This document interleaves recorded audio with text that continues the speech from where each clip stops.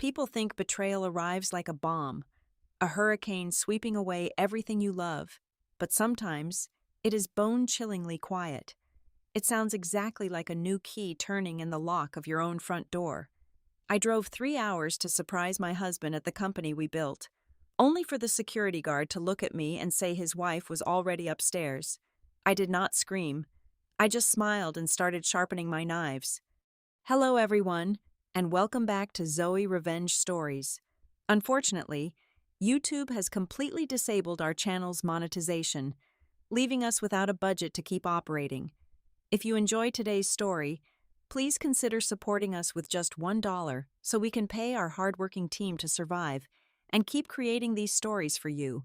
You can donate by scanning the PayPal QR code on your screen or by clicking the PayPal link in the description or the pinned comment. My name is Ava Gardner. I am 34 years old, and I am a lead telecommunications systems engineer.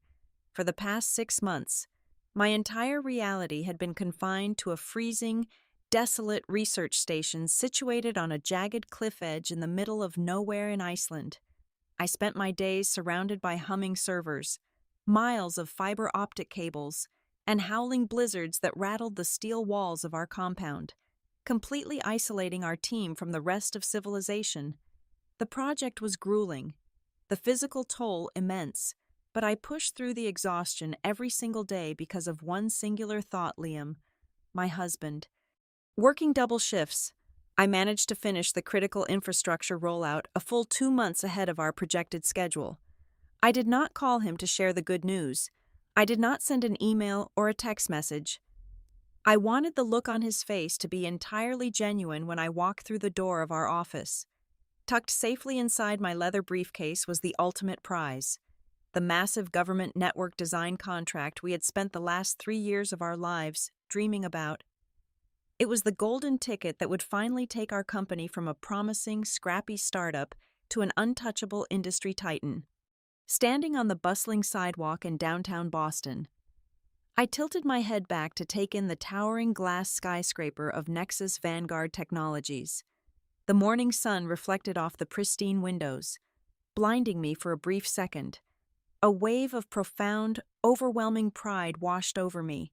I had emptied every single bank account I had, draining my entire life savings of hundreds of thousands of dollars to provide the initial seed money Liam needed to get this company off the ground. While I was out in the freezing tundra writing the core algorithms and building the foundational architecture that made our tech unique, Liam was here, playing the charismatic chief executive officer, securing the luxury office space, and building the corporate brand.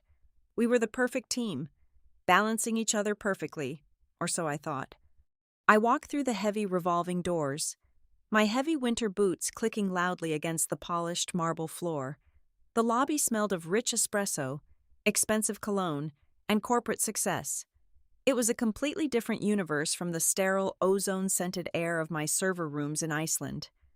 I approached the sleek front desk, my heart hammering a frantic, joyful rhythm against my ribs, anticipating the moment I would see the man I loved. A young security guard looked up from his glowing monitors. He had a fresh, eager face, probably straight out of college, wearing a uniform that still looked stiff and new. "Good morning," I said, unable to keep the massive, genuine grin off my face. "I am Eva Gardner. I am here to surprise my husband, Liam Sullivan. I know I am not in the system for today, but if you could just let me up to the executive suite, I promise it will be the best surprise of his life." The guard blinked. He looked at my face, then down at his screen, then back up at me. The polite, professional smile vanished instantly, replaced by a look of utter bewilderment and deep discomfort. He shifted awkwardly in his leather chair. He let out a short, nervous laugh, the kind of sound someone makes when they think they are the punchline of a joke they do not understand. "I am sorry, ma'am," he said, his voice dropping an octave as he glanced around the lobby, "but the boss's wife is already upstairs." The warm air in my lungs turned to solid ice. I stared at him, waiting for the punchline, waiting for him to realize he had made a stupid mistake, but his eyes held only mild annoyance and a growing confusion. Before I could form a single word to correct him, the soft, melodic chime of the VIP elevator echoed through the cavernous lobby. The polished steel doors slid open smoothly. A woman stepped out into the light. She was young, maybe in her late 20s, with flawless golden blonde hair cascading over her shoulders. She was draped in an immaculate designer coat that cost more than my entire wardrobe, her posture exuding the kind of effortless wealth and entitlement that takes years to cultivate. But that was not what made the blood freeze entirely in my veins. As she walked confidently past the reception area, a group of senior executives, people I had personally interviewed and hired via video calls from my freezing bunker, parted like the Red Sea to let her pass. "Good morning, Mrs. Gardner-Sullivan," one of the executives said, bowing his head slightly in extreme deference. "Good morning, David," she replied with a practiced, dazzling smile. "Liam is expecting you in the boardroom at 10 o'clock sharp." Gardner-Sullivan. She was using my maiden name. She had grafted my professional identity onto her own, parading around in the life, the company, and the name I had bled to build. In that split second, the universe as I knew it collapsed entirely. The normal human reaction would be to scream loudly. A normal, heartbroken wife would have dropped her heavy bags, stormed across the marble lobby, and demanded answers from the imposter. She would have caused a massive public scene, slapped faces, and wept openly on the floor while demanding her husband be called down. But I am not just a wife, I am a systems engineer. My brain is hardwired to detect catastrophic anomalies, isolate the infected sectors, and prevent a total system meltdown at all costs. My emotional override kicked in violently. A cold, sterile calmness washed over my rising panic. I looked at the blonde woman disappearing through the glass doors. I looked at the guard who was now watching me with growing suspicion, his hand hovering near his radio. I ran a rapid, calculated risk analysis in my head. If I confronted them right now, I would be labeled the crazy, obsessive intruder. I had no leverage, no immediate access to the internal network, and clearly, absolutely no idea what had transpired over the last several months while I was isolated in the snow. Screaming would only give them the tactical advantage. It would give them time to hide their tracks and destroy whatever evidence remained of my existence. I forced my rigid facial muscles to relax into a mask of complete, bored indifference. "My mistake," I told the guard, my voice completely devoid of any human emotion. "I must have the wrong floor." I turned around on my heel. I walked out of the revolving doors, stepping back into the bustling, freezing city streets, leaving the building that was bought with my money and my sweat. I did not look back once. I had a ghost to hunt, and the silent war was going to start right now. I needed a sanctuary, a place completely off the grid where I could become a ghost myself, 10 blocks away from the gleaming tower that held my stolen life. I found a decaying, neon-lit motel that looked like it had not been renovated since the 1980s. I paid the tired clerk for 3 nights in advance using crisp $20 bills I had withdrawn at the airport, ensuring my credit cards remained entirely silent. Leaving a digital footprint right now was completely out of the question. My room smelled sharply of stale cigarette smoke and cheap industrial cleaner, the worn carpet completely sticky beneath my feet, but the heavy metal deadbolt worked, and the dingy wooden desk in the corner was exactly what I needed to begin my work. I sat down, pulling my heavy tactical laptop from my canvas backpack. My hands were finally trembling, the adrenaline crash hitting me like a physical blow to the chest. But the moment my fingers touched the familiar plastic keys, my breathing slowed. The panic was locked away in a tiny, dark box in the back of my mind. I was no longer a betrayed wife weeping in a cheap motel. I was the architect of the very network I was about to breach. Getting past the outer firewalls of Nexus Vanguard Technologies took me exactly 12 minutes. I had built those security protocols myself, burying hidden backdoors deep within the source code just in case we ever got locked out by a malicious attack. I never imagined the attacker would be my own husband. The interface loaded with a soft green glow, welcoming me into the belly of the beast. I slipped into the main human resources database like a shadow. I needed a name for the woman with the golden hair. It took a targeted query of the executive payroll to find her, Chloe. Her real name was Chloe. She was 26 years old, a former catalog model whose only notable professional achievement prior to this was appearing in a handful of mid-tier commercial advertisements for skincare products.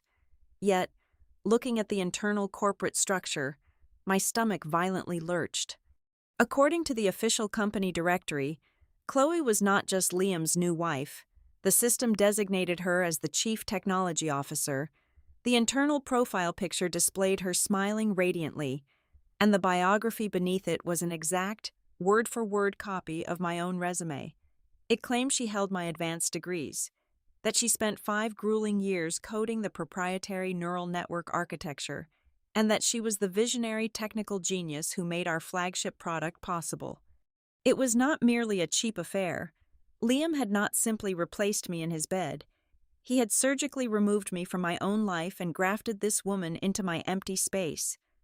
I was staring directly at my own digital autopsy, reading the completely fabricated history of a woman wearing my achievements like a stolen dress.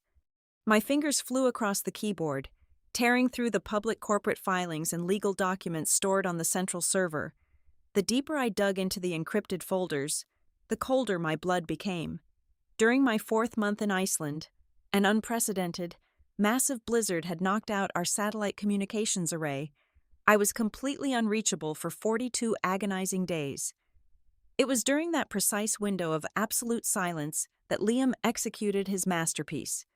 I found the digitized legal files, a comprehensive power of attorney document, granting Liam absolute control over my personal and professional assets, complete with a flawless forgery of my signature and the stamp of a completely corrupt notary public.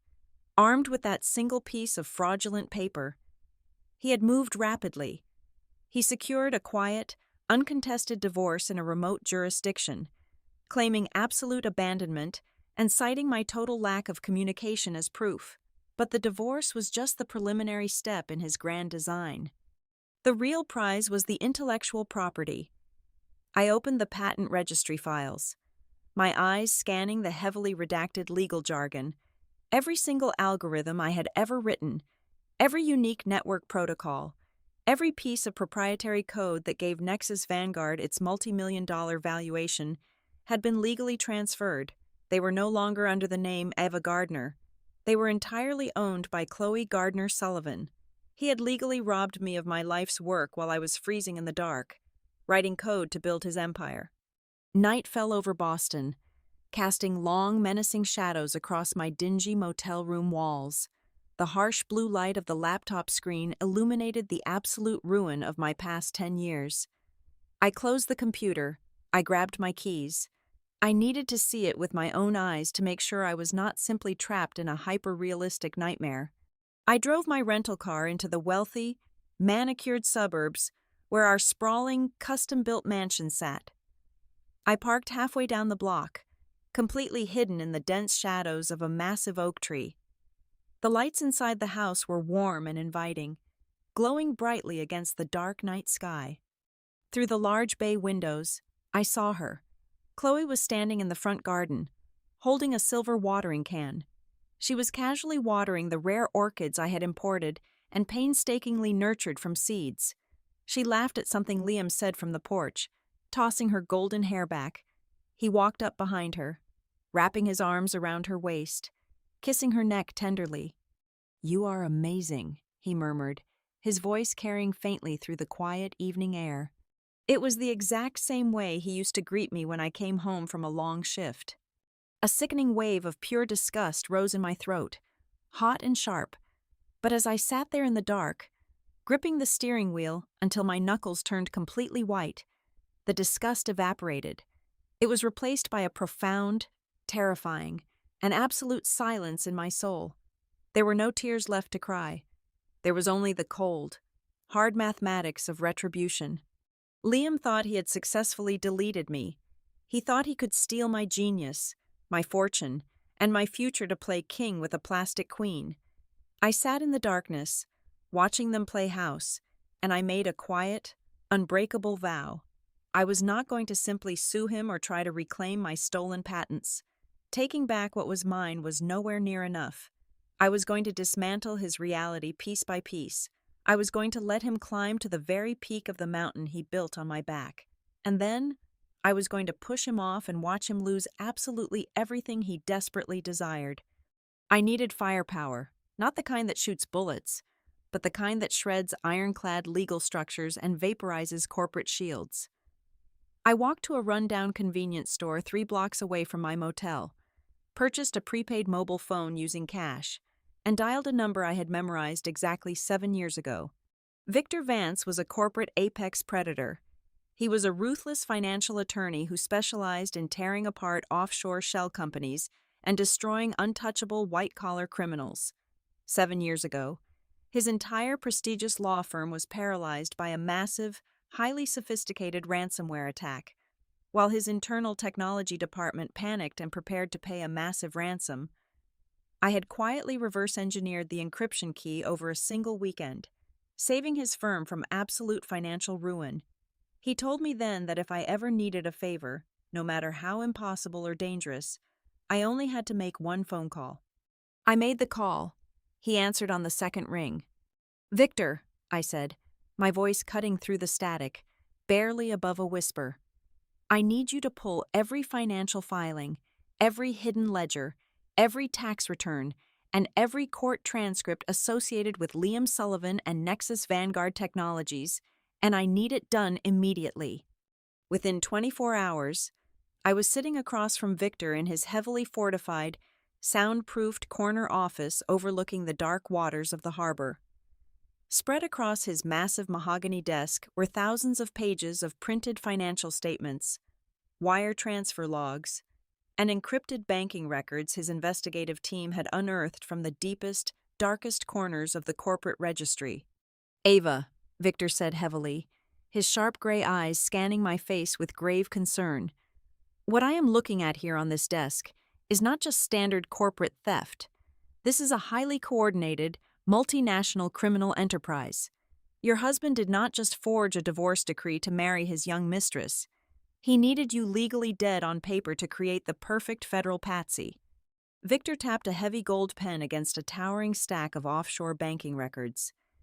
He systematically broke down the exact mechanics of what Liam had engineered. The unilateral divorce papers I had discovered on the server the night before were completely airtight.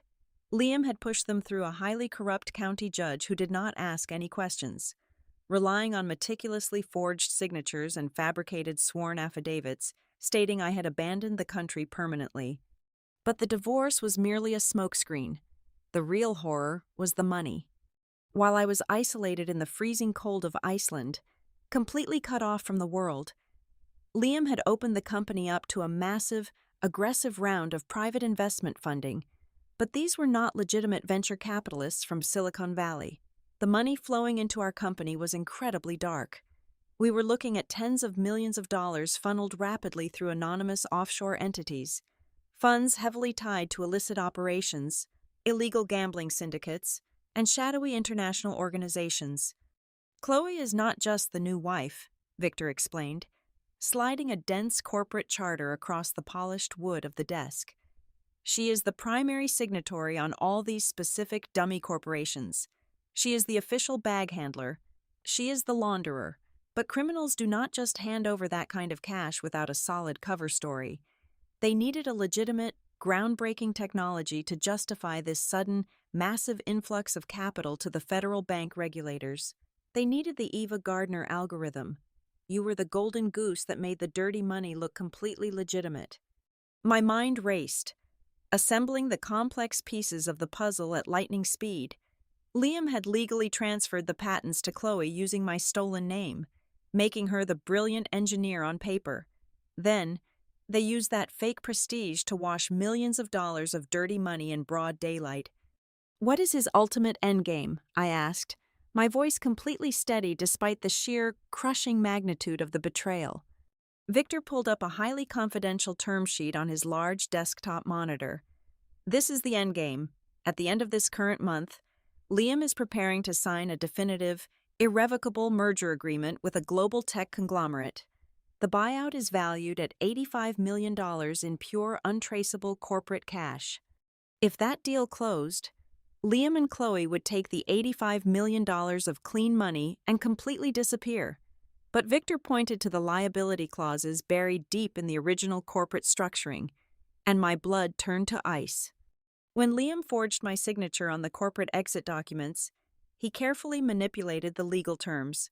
He transferred all the valuable patents to Chloe, but he left the absolute legal liability of the original holding company tied directly to my real Social Security number. When the federal authorities inevitably realized that the initial funding rounds were entirely comprised of laundered criminal money, Liam would be long gone, relaxing on a private beach in a country with no extradition treaty. I would be the one left holding the bag. I would be the one facing 30 years in a maximum security federal penitentiary for severe financial crimes I did not even know existed. I was the designated scapegoat for an $85 million heist. If you walk into a federal field office right now and declare you are alive, Victor warned, leaning forward intensely, Liam will be alerted the exact second they file a preliminary inquiry. He will wire the existing funds to an untraceable network, burn the corporate servers to the ground, and vanish by midnight. You will spend the next decade of your life fighting to prove your innocence from a concrete cell. He was absolutely right. Time was a luxury I simply did not possess. An overt, emotional attack would trigger his escape protocols immediately. I could not just confront him. I could not just reveal my face to the world and shout the truth. I looked at the merger document glowing brightly on the computer screen. The anger that had been simmering deep in my chest crystallized into pure, weaponized logic. Liam wanted to sell my life's work. He wanted to stand on a brightly lit stage and be crowned the undisputed king of the technology world. I decided I was going to let him. I was going to let him put on the heavy crown, but I was going to make sure the throne was completely rigged to explode.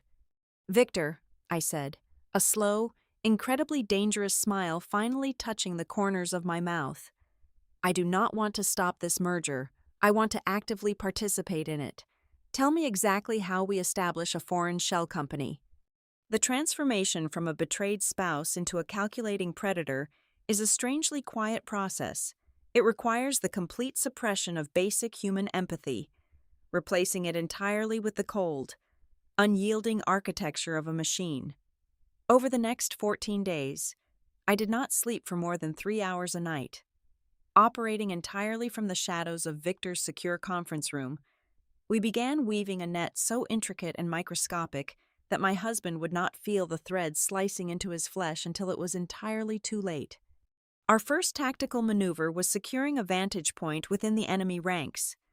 Utilizing Victor's extensive network of international financial fixers, I established an impenetrable offshore holding corporation registered in the Cayman Islands. We funneled a portion of the clean capital I had hidden in private, decentralized digital wallets years ago to capitalize the entity.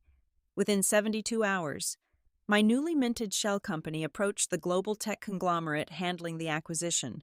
We positioned ourselves as a high-tier secondary investor, injecting enough capital into the deal to grant us full access to the closed-door proceedings and unrestricted viewing rights to the final transfer protocols. I was officially buying a front-row seat to my own husband's execution. While I handled the financial infiltration, Victor deployed his most lethal legal assets. We needed to ensure that when the hammer fell, Liam could not simply walk away with the intellectual property. Victor tapped into a network of highly placed bureaucratic contacts he had cultivated over 2 decades. Operating under a sealed, highly classified judicial injunction, he quietly placed an invisible, unbreakable freeze on the title transfers of every single patent registered under Chloe's name. It was a masterpiece of legal sabotage. If anyone checked the public databases, the patents appeared completely clear and ready for sale. But the moment a formal transfer of ownership was initiated by the purchasing conglomerate, the system would immediately lock down, triggering a catastrophic compliance failure. Liam was entirely oblivious, believing he held the keys to the kingdom. But legal traps and financial blockades were simply the perimeter defenses. The kill shot had to come directly from me. Late one Tuesday night, while a heavy rain pounded against the thick glass of Victor's office, I opened my tactical terminal and initiated a direct assault on the Nexus Vanguard core servers. I knew the exact layout of the digital fortress because I had laid every single brick. I bypassed their upgraded biometric security gateways in under 9 minutes, slipping through a redundant maintenance port I had deliberately left unpatched 3 years ago. Once inside the central repository, I located the master algorithmic source code. This was the Holy Grail, the exact technological marvel Liam was attempting to sell. My fingers danced across the keyboard, writing a highly complex, self-executing logic bomb directly into the foundational architecture of the software. I designed the malicious code to remain completely dormant, utterly undetectable to any standard corporate diagnostic scans. It would only awaken upon receiving a specific, encrypted external command from my personal terminal. Once triggered, the logic bomb would not merely delete the algorithms.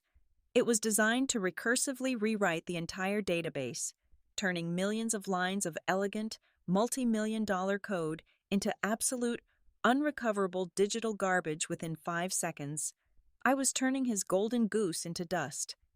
The final piece of the external trap required federal firepower. I compiled a massive, encrypted digital dossier containing every piece of evidence we had gathered. I included the forged divorce decrees, the fraudulent signature logs, and the undeniable proof of the massive money laundering operation moving through his dummy corporations.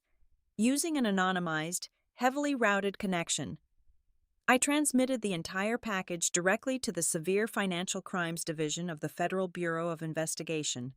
I attached a single, brief message instructing them to monitor the specific bank routing numbers associated with the upcoming merger, assuring them that a massive wire fraud event was imminent. The federal agents were now waiting in the dark, their weapons drawn, waiting for my absolute signal to breach. While I was meticulously building this guillotine, Liam was unwittingly providing the psychological fuel I needed to maintain my absolute ruthlessness. Every single morning, precisely at 8 o'clock, my secure satellite relay application would chime. It was Liam, texting the remote account he believed was still reaching me in the isolated tundra.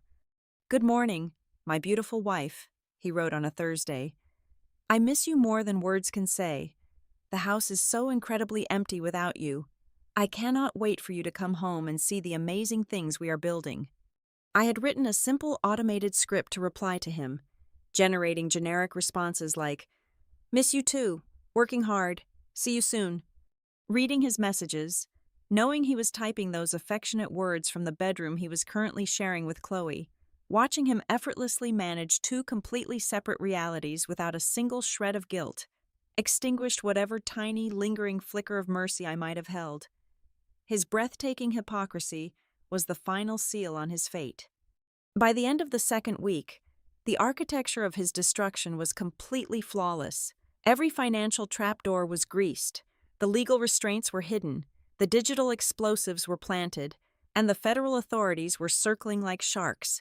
He was walking happily down a golden path, entirely unaware that it led straight to the edge of a massive cliff.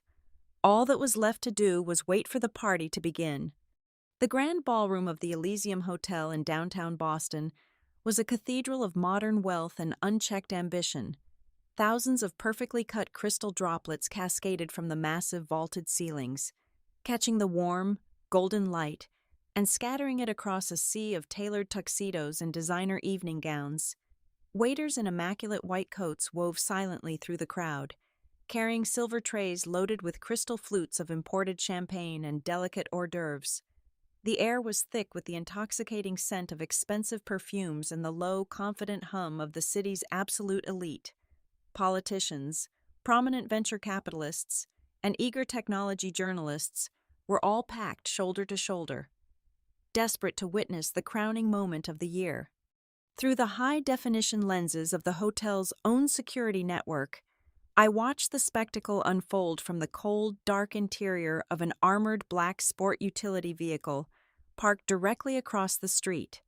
4 glowing monitors were mounted in the back of the vehicle, providing me with unobstructed, crystal-clear views of every single angle of the ballroom. I had effortlessly bypassed the hotel's rudimentary security firewalls hours ago. hijacking not only their cameras, but also the sophisticated audio arrays positioned above the main stage. At precisely 8 o'clock, a sudden, blinding storm of camera flashes erupted near the grand mahogany double doors. The string quartet stopped playing, replaced by a wave of enthusiastic applause. Liam made his entrance. He looked entirely spectacular. He was wearing a custom-tailored black tuxedo that fit his broad shoulders perfectly, his dark hair meticulously styled. His face was flushed with the arrogant, intoxicating glow of a man who believed he had successfully conquered the entire world. He walked with the heavy, unshakable stride of a king ascending to his rightful throne. Clinging tightly to his left arm was Chloe. She was draped in a breathtaking floor-length gown made of shimmering emerald silk, diamonds sparkling aggressively at her throat and wrists, but the most dazzling accessory she wore was a small, elegant platinum badge pinned near her collarbone. Even through the security feed, I could clearly read the deeply engraved letters reflecting the bright lights. Eva Gardner, Chief Technology Officer. Seeing my name pinned to her chest, right next to the heart of the man who had ordered my complete erasure, should have broken me. It should have summoned a tidal wave of grief. Instead, my pulse remained completely steady. My breathing was slow and measured. I was no longer looking at my husband and his lover. I was looking at two targets walking directly into the center of a perfectly calibrated kill zone. Liam led Chloe up the short velvet stairs to the brilliantly illuminated main stage. A massive digital banner hung behind them, displaying the intertwined logos of Nexus Vanguard and the global purchasing conglomerate. Standing beside the polished glass podium was Richard Sterling, the silver-haired chief executive of the acquiring corporation, holding a sleek gold fountain pen. Resting on the podium was the finalized merger agreement, a thick stack of heavy legal paper that represented $85 million of clean, untraceable wealth. Richard stepped up to the microphone, tapping it lightly. The room fell into an immediate, reverent hush. "Ladies and gentlemen," Richard's deep, booming voice echoed through the massive ballroom and directly into my earpiece. "Tonight, we are not just celebrating a corporate merger, we are celebrating the absolute pinnacle of human innovation. The algorithms developed by Nexus Vanguard are going to revolutionize the global communications grid for the next 50 years. And the brilliant minds behind this marvel, Liam Sullivan and his visionary wife, Eva Gardner, have proven that the future belongs to the bold." The crowd erupted into deafening cheers. Liam stepped forward, grinning flawlessly, shaking Richard's hand with aggressive enthusiasm. He pulled Chloe close to his side, kissing her softly on the cheek for the cameras. It was a masterclass in deception. "Thank you, Richard," Liam said, his voice vibrating with manufactured humility. "This company was built on endless sacrifices, late nights, and the unwavering brilliance of my incredible wife. We are absolutely honored to join your family tonight." Richard picked up the heavy gold pen.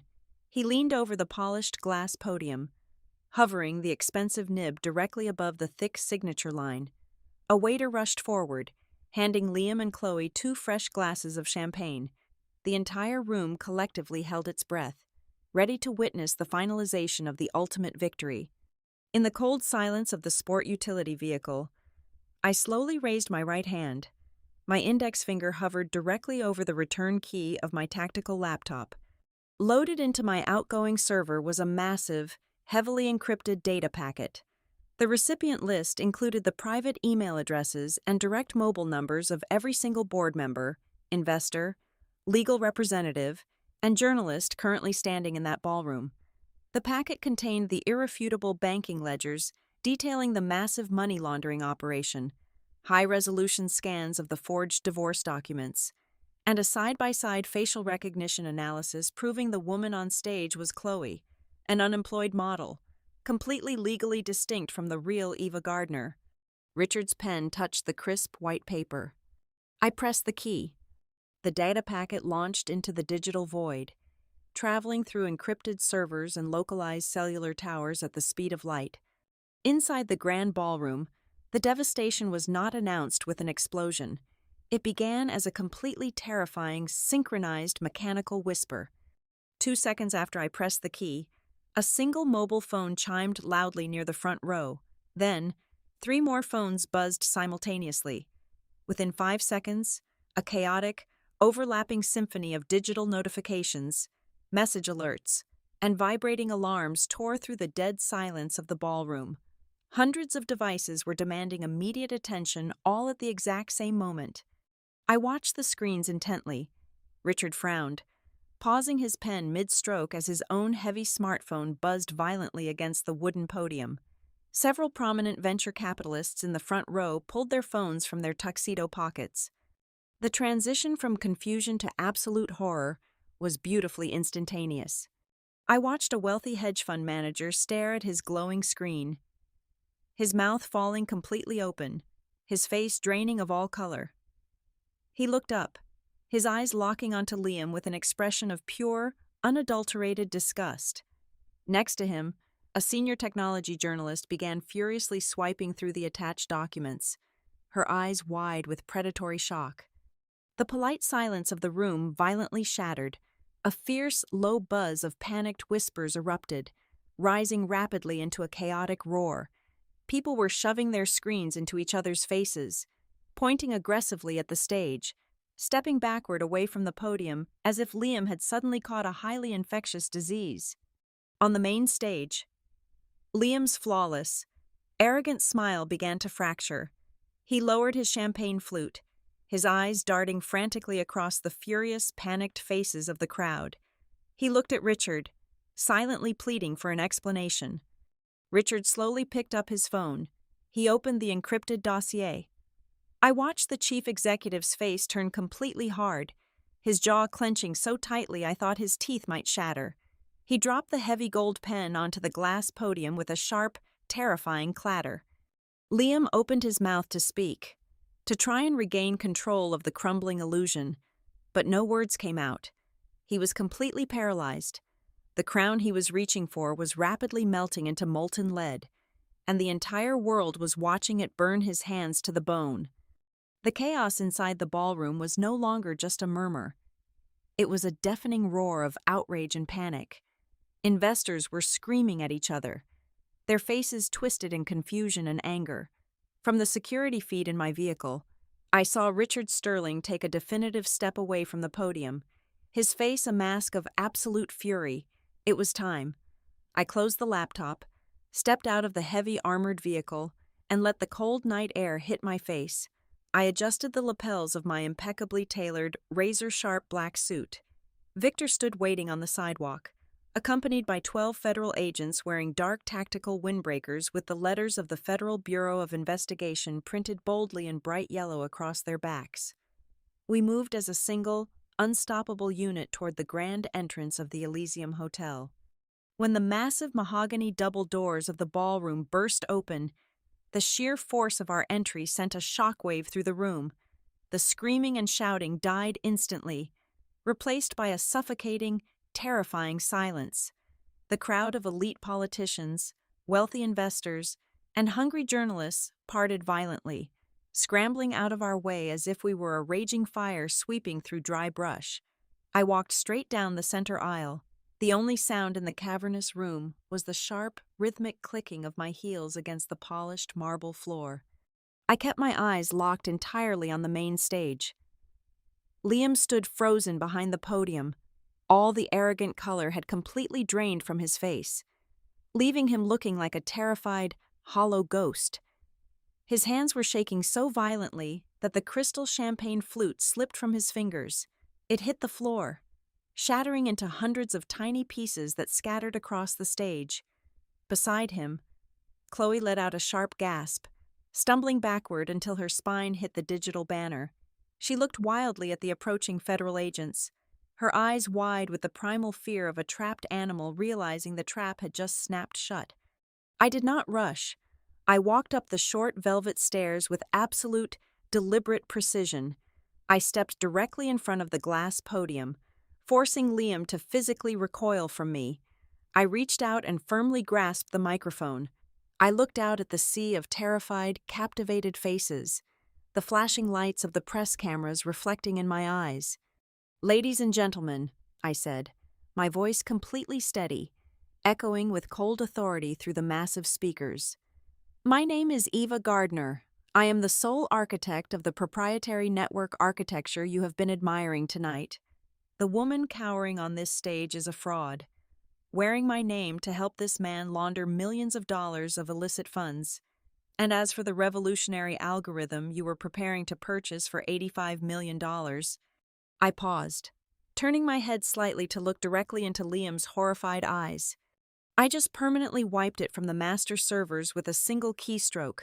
The code is gone. The entire system is completely unrecoverable digital ash.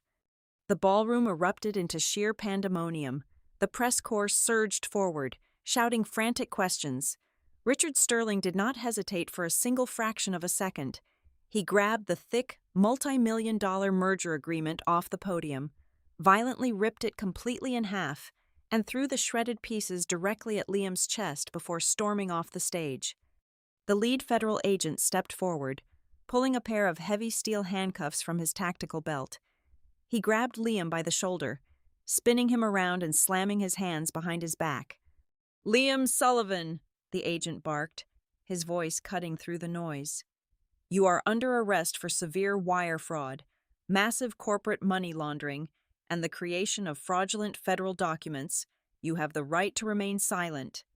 Another agent moved swiftly toward Chloe, securing her wrists while she began to openly sob, pleading hysterically that she had no idea what was happening, that Liam had forced her to do everything. It was a pathetic, ugly display.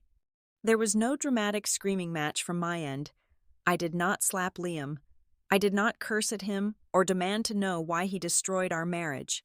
Those emotional outbursts belonged to victims, and I was no longer a victim. As the agents yanked him forward to march him down the stairs, I stepped directly into his path. I leaned in close, bringing my lips just inches from his ear. "Thank you for keeping my seat warm," I whispered. He let out a choked, devastated sound, his legs giving out slightly before the agents dragged him roughly through the crowd and out of the building. I stood on the stage, watching him disappear into the flashing red and blue lights of the police cruisers waiting outside. The storm had finally broken. 5 months later, the dust had completely settled over the ruins of what used to be my life. The federal prosecutors did not even need to push for a complex trial. Faced with a mountain of undeniable digital and financial evidence, Liam's defense attorney immediately sought a plea deal. He was sentenced to 25 years in a maximum security federal penitentiary, stripped entirely of every single asset, bank account, and piece of property he ever claimed to own. His grand empire dissolved into absolutely nothing. Chloe, proving there is absolutely no honor among thieves, fully cooperated with the federal authorities, trading every single secret she knew about Liam's criminal connections in exchange for a significantly reduced sentence of 5 years in a minimum security facility. As for me, I realized that holding on to Nexus Vanguard was like trying to live inside a haunted house. The name was completely tainted by his betrayal. Instead of trying to clean it up, I took a different path. I painstakingly rewrote the core algorithm from absolute scratch, improving the security protocols and refining the data pathways to make it twice as powerful as the original version. I sold the newly patented, completely clean technology to Richard Sterling's conglomerate for an unprecedented $120 million. I did not buy a sprawling mansion or a fleet of luxury cars. I took a massive portion of that wealth and established the Gardner Foundation, a specialized legal and financial aid organization explicitly designed to provide ruthless, top-tier representation for women who are trapped in situations of severe economic abuse and financial manipulation. I hired Victor to sit on the board of directors, ensuring that no husband could ever again use the legal system to erase his wife.